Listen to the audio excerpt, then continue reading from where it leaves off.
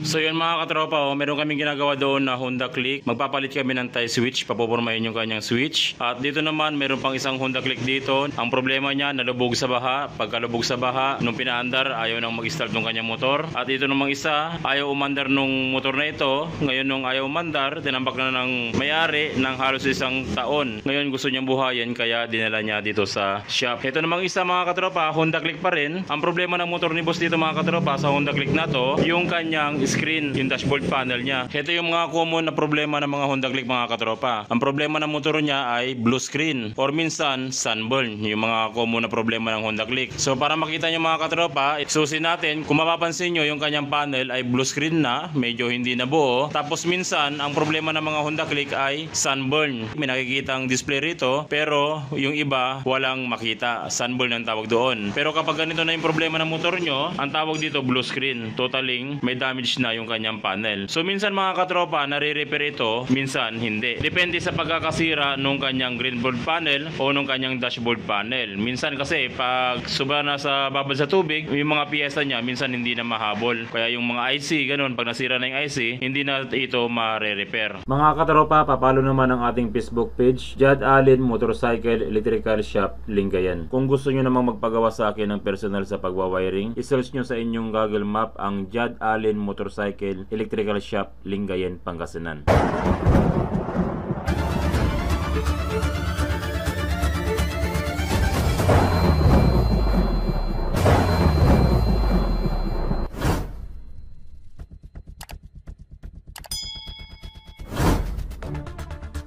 So para maiwasan natin itong mga katropa, yung ganitong klaseng problema, dapat maglagay kayo dito ng proteksyon o yung screen. Ang ginagawa ng iba, ini-stickeran ito ng clear na sticker hanggang masakop niyo yung pindutan. Kasi ang pinaka dinadaanan talaga ng tubig dito sa ating panel, yung pindutan. Ito.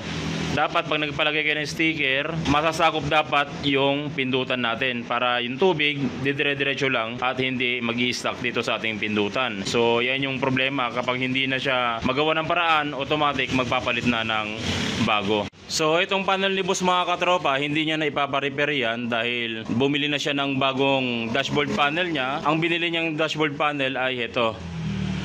So magandang klase ito mga katropa, maporma sa ating mga motor itong klaseng dashboard panel na ito. Kung gusto nyo bumili ng ganitong klaseng dashboard panel, iiwan ko na lang yung link sa baba ng ating video description para ma-redirect kayo sa legit na nagbibenta ng ganitong klaseng dashboard panel sa Shopee. O kaya hanapin nyo sa Shopee yung kanilang store, trisam201911.ph. Ayun yung kanyang store kung nakikita nyo sa screen. Hanapin nyo yan, yung mga produkto nila ay panay digital dashboard panel yung kanilang binibenta. So ang gagawin natin dito mga katropa, alisin natin yung lumang dashboard panel ng motor ni boss at ikakabit natin itong bagong digital dashboard panel niya. Ito mga katropa, Click version 1 at Click version 2, wala na kayong gagawin kundi isasalpak nyo na lang yung dating socket ng ating dashboard panel. So ito na mga katropa, yung lumang dashboard panel ni boss. Nailagay na natin yung bagong dashboard panel natin na binili natin sa Shopee. Yung tinanggal nyo na socket sa lumang dashboard panel ay ilalagay nyo lang dito.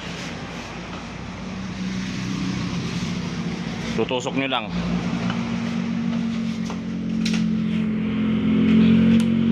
So pagkatapos nyo mailagay yung socket natin dun sa dashboard panel, subukan natin isusi. Iyon, no? Astig, di ba? So napaka-importante mga katropa na sa ating motor gumamit kayo ng mga produktong quality, produktong maaasahan at syempre produktong may kalidad para pag sa biyahe natin hindi tayo maabala at syempre maganda yung paglalakbay natin sa daan pag quality yung ginagamit nating mga produkto. So subukan natin paandarin. Baba muna natin to. So ayan, kung mapapansin nyo, mayroon siyang RPM, namatay. Mapapansin nyo meron siyang RPM, tapos gumagana yung kanyang speedometer RPM. Stick, di ba? Pero yung motor ni boss walang walang idle. Yan o. Tapos ito naman yung odo niya. Kapag sakaling tumakbo ng motor, dito siya magbibilang ng odo. Ito pala yung sa taas, ito yung reading ng natakbo na ng motor. Ito yung odometer. Meron din siyang voltahe, voltmeter, at meron din siyang clock. high beam, meron din siyang high beam tulad ng dati.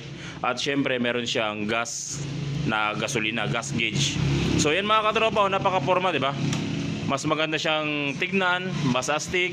At syempre bagay na bagay dito sa ating Honda Click version 1 at Honda Click version 2. Pagkatapos niyan mga katropa, syempre huwag kalimutang i-change oil ang motor gamit yung Valvoline Extra Clean technology. So start natin.